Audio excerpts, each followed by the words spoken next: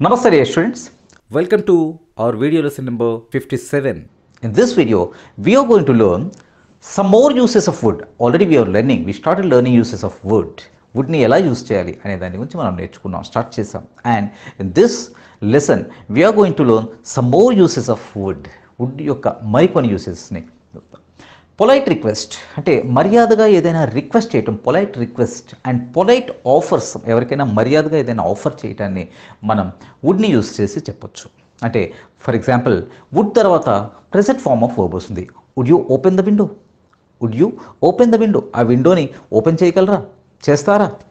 Would you open the window? It's very hot here. Would you open the window?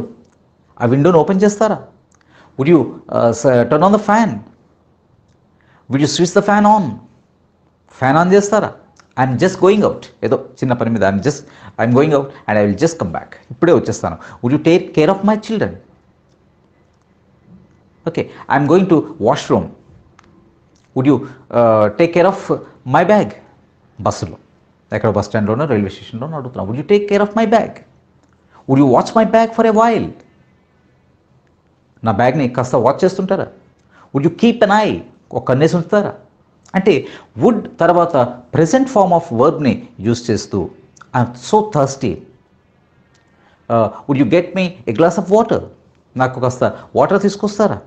Like this. Okay, వుడ్ని polite రిక్వెస్ట్తో, ఆఫర్స్కి, రెండింటికి use చేయొచ్చు. అంటే రిక్వెస్ట్ని విల్తో కూడా అడగొచ్చు, దీన్నే కెన్తో కూడా అడగొచ్చు. Can you open the door?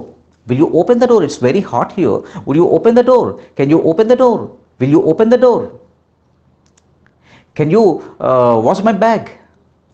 Would you watch my bag? Will you watch my bag? ఇలా ఎలా అయినా అడగొచ్చు. కానీ వుడ్ అనేది కాస్త ఎక్కువ పొలైట్గా ఉంటుందన్నమాట. Okay, would you get me a glass of water? ఎవరింటికైనా వెళ్ళాం, కాస్త ఒక గ్లాస్ ఆఫ్ వాటర్ని తీసుకొస్తారా? Would you get me a glass of water? Would you turn on the fan? Would you turn on the TV? Like this. అంటే వుడ్తో అడిగేటప్పుడు మనం కాస్త పొలైట్గా ఉంటుంది. At the same time offers ఎలా చేస్తాం అంటే would you take a tea? Would you take a tea? అంటే would you like to take a tea? Would you like to have tea? Or would you prefer coffee? Coffee తీసుకుంటారా? Tea తీసుకుంటారా? ఇలా offer చేసేటప్పుడు would you have coffee? Would you like to have coffee? Would you prefer coffee? Tea or coffee? ఇలా మనం వుడ్తో either request or offers ఏదైనా చేయొచ్చు. Okay, ఇంకా ఈ వుడ్ను నేర్చుకునేటప్పుడు వుడ్ యూ మైండ్ అనే మాట ఉంటుంది. Would you mind or do you mind? ఈ రెండింటి తర్వాత ప్రెజెంట్ ఫార్మ్ ఆఫ్ అంటే వుడ్ని యూజ్ చేస్తున్నప్పుడు అంటే would you open the window? Would you close the window అని మీరు అడుగుతున్నప్పుడు would you open the window or would you close the window? Window కాస్త ఓపెన్ చేస్తారా లేదా క్లోజ్ చేస్తారా అని అడిగేటప్పుడు ఇదే మాటని వుడ్ తర్వాత మనం ప్రెజెంట్ ఫార్మ్ ఆఫ్ వర్బ్ని యూజ్ చేస్తే కొన్నిసార్లు మనం ఇంకాస్త పొలైట్గా వుడ్ యూ మైండ్, అభ్యంతరమా అని అడుగుతున్నట్టుగా వుడ్ యూ మైండ్తో చెప్పేటప్పుడు మనం ఎలా అడుగుతామంటే వుడ్ యూ మైండ్ తర్వాత ఐఎన్జీ ఫామ్ని యూజ్ చేస్తాం. అంటే would you close the window? It's very cold here. Would you close the window? ఇక్కడ చాలా చల్లగా ఉందండి. Would you close the window? Would తర్వాత క్లోజ్ యూజ్ చేసాం. కానీ వుడ్ యూ మైండ్ అని వాడామనుకోండి, మీకు ఏమైనా అభ్యంతరం అండి? ఇది ఇంకాస్త పొలైట్, అంటే more polite way. Okay, would you mind closing the window? See the difference. Would you mind closing the window or would you close the window? Would you close the window or would you mind closing the window? Okay, at the same time do you తో కూడా అడగొచ్చు. Do you mind closing the window? See, would you close the window? Would you mind closing the window? Do you mind closing the window? చాలా జాగ్రత్తగా ఉండాలి. అంటే would you mind, do you mind తర్వాత ing ఫామ్ని use చేస్తే only would use చేస్తున్నప్పుడు మనం present form of వర్బ్ని యూజ్ చేస్తాం. Would you mind standing up for a while, for a moment? Would you mind standing? Would you mind standing up for a moment? Same. Do you mind standing up for a moment? Would you stand up for a moment? మీకు ఇప్పటికే అర్థమై ఉండాలి. Would ఒకటే వాడినప్పుడు present form of వర్బ్ని use చేస్తున్నాం. వేరస్ would you mind అన్న తర్వాత మనం దాని తర్వాత ఇంగ్ ఫామ్ని యూజ్ చేస్తున్నాం. వుడ్ యూ మైండ్ అని అనేసాం. Would you mind closing the door? Would you close the door? Do you mind closing the door, the window? ఏదో ఒకటి అడగవచ్చు. అంటే would you mind, do you mind. అయితే ఇక్కడ మరో పాయింట్ ఉంది.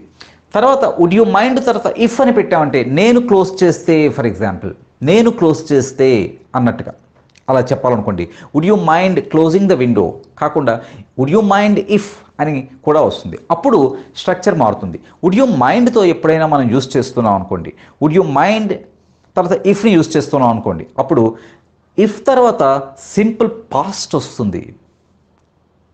మీకు అర్థమవుతుందా? For example would you mind getting a milk packet for me, would you mind moving a bit అని అంటాం. Would you mind moving a bit, would you mind moving a bit, కాస్త జరగడానికి మీకు ఏమైనా అభ్యంతరమా?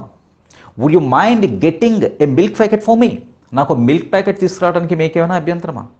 Okay. Would you mind if I closed the window. అర్థమవుతుందా? జాగ్రత్తగా observe చేయండి. Would you close the window, window close చేస్తే అభ్యంతరం, వుడ్ తర్వాత close present form of word. Would you mind closing the window, would you mind తర్వాత ing form. Would you mind closing the window. Would you mind if I closed the window, close if I తర్వాత past వాడాం, if I closed the window. Okay. Do you మైండ్తో do you mind closing the window. ఒకవేళ do you mind తర్వాత if use చేసామనుకోండి, అప్పుడు do you mind if I close the window. See the difference. Would you mind if I closed the window, do you mind if I close the window. ఇవి జాగ్రత్తగా రావాలి. Do you mind closing the window, would you mind closing the window, do you mind if I close the window, would you mind if I closed the window. ఇది difference. మీకు అర్థమైంది అనుకుంటాను. Of course let us do some exercises చేస్తున్నప్పుడు అర్థం కాకపోయినా అవి ఆ సెంటెన్సెస్ని 3-4 చెప్పడం వల్ల ఆటోమేటిక్గా తప్పైతే కరెక్ట్ చేసే వాళ్ళు ఉన్నాం కాబట్టి మీరు అవి సొంతంగా చెప్పాల్సి ఉంటుంది. సో రిక్వెస్ట్లో యూస్ చేస్తాం would you mind, do you mind, would you mind if plus past. Would you mind use చేసేటప్పుడు ఇఫ్ ప్లస్ పాస్ట్ వస్తే, డూ యూ మైండ్ని యూస్ చేస్తున్నప్పుడు ఇఫ్ ప్లస్ ప్రజెంట్ వస్తుంది. ఇది ఒక uses of would. Next would యూసెస్లో వుడ్ని ఇంపాసిబుల్ కండిషన్స్ అంటే ఇలా చెప్పుకోవటం కన్నా ఒకటేదైనా జరిగి ఉంటే నేను మరొకటి జరిగి ఉండేది చేసి ఉండేవాడిని. ఫర్ ఎగ్జాంపుల్ నువ్వు నన్ను అడిగి ఉంటే నేను హెల్ప్ చేసి ఉండేవాడిని. ఇది ఆల్రెడీ మనం కండిషనల్ టెన్సెస్ చెప్తున్నప్పుడు నేర్చుకున్నాం. And if you had asked me I would have help you. You didn't ask me and I didn't help you. అర్థమవుతుందా? If you had asked me, నువ్వు నన్ను అడిగి ఉంటే, if she had requested us, we would have offered the job to her. If she had requested, she was a bit arrogant. If she had requested us, అక్కడ ఏదో కూర్చున్నాం, అక్కడ request చేసి ఉంటే, if she had requested us, we would have offered the job to her. We would have offered అంటే ఆమె అడిగి ఉంటే, రిక్వెస్ట్ చేసి ఉంటే మేము ఆ జాబ్ని ఆమెకు ఆఫర్ చేసి ఉండేవాళ్ళము. But she didn't ask and we didn't offer the job to her. If you had asked my help, I would have definitely helped you. నువ్వు అడిగి ఉంటే నేను హెల్ప్ చేసి ఉండేవాడిని. ఓకే. మీరు ఏదైనా నువ్వు ఇంకాస్త వర్క్ చేసి ఉంటే మంచి రిజల్ట్ నీకు వచ్చి ఉండేది. If you had worked hard you would have got good result. ఇలా మనం వుడ్ని ఇంపాసిబుల్ కండిషన్స్లో అంటే అడిగి ఉంటే జరిగి ఉండేది, చెప్పి ఉంటే అయి ఉండేది. ఇలాంటప్పుడు if they had invited me I would have attended the party. నేను ఆ పార్టీకి అటెండ్ అయి ఉండేవాడిని. ఇలా కూడా మనం వుడ్ని యూస్ చేయాలి. And this has already been discussed in our previous classes. Okay. So next usage ఏంటి? నెక్స్ట్ యూసేజ్ వుడ్ని పాస్ట్లో ఫ్యూచర్ని చెప్పడానికి యూజ్ చేస్తారు. చాలామంది కన్ఫ్యూజ్ అవుతుంటారు. వాట్ ఈస్ దిస్ పాస్ట్లో ఫ్యూచర్? పాస్ట్లో ఫ్యూచర్ అంటే ఏం లేదండి. ఫర్ ఎగ్జాంపుల్ చిన్న ఎగ్జాంపుల్, నేను ఫర్ ఎగ్జాంపుల్ 1995లో ఎవరినో చూశాను. 1998లో మ్యారేజ్ అయింది. ఇప్పుడు 2000 21. అంటే ఇది ప్రజెంట్, ఈ రెండు పాస్ట్. నేను ఒక అమ్మాయిని 1995లో చూశాను, 98లో మ్యారేజ్ చేసుకున్నాను అనుకుందాం. ఓకే, అంటే ఇప్పుడు 95 అనేది పాస్ట్, 98 అనేది కూడా పాస్టే. కానీ 95కి 98 పాస్ట్లో ఫ్యూచర్. మీకు అర్థమవుతుందా?